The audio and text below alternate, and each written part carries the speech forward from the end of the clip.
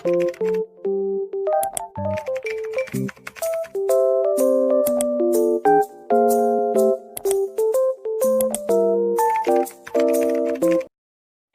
today we're going to recall and help me summarize the most important key concept of all the language learning theories. But before I start, I would like to introduce myself. My name is Mr. Eric M. Sulu.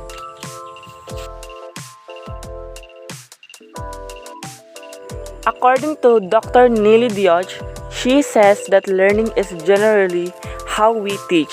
You may find ideas in change when you start teaching online and when you teach in general. You'll find that the years go by, you may find your ideas change.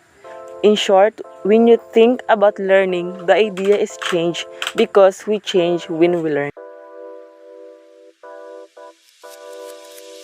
The first language learning theory is behaviorist.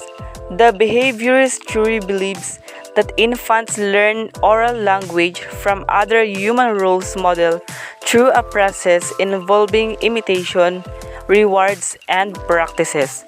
Human role models in an infant's environmental proof. The second language learning theory is universal grammar. Professor Chomsky or Chomsky developed the word universal grammar, which means we all have the ability to learn a language, and the grammar that we have is innate with a certain kind of grammar or brains. It depends on no matter what language we're going into, there is always universal grammar that allows us. It's very revolutionary because the idea of this was very transformational. The third one is the Krashen's monitor. Most of us probably learned English through this theory, and the idea is you practice a language that is acquired. So the key here is acquiring knowledge in a natural way, the same way you acquired your first language start in the age of 1 and up. The next language learning theory is cognitive. The theory cognitive is very similar. The only differences with that cognitive is you measured knowledge, not behavior.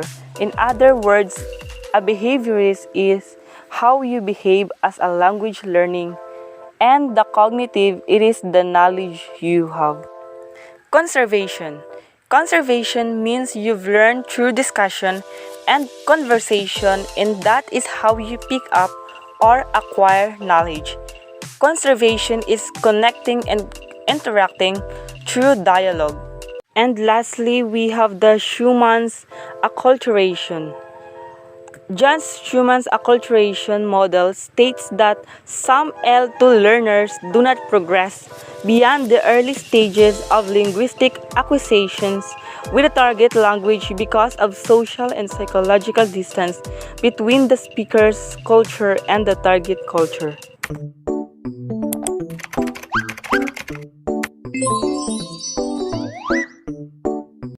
The first question is, what does each language theory emphasize?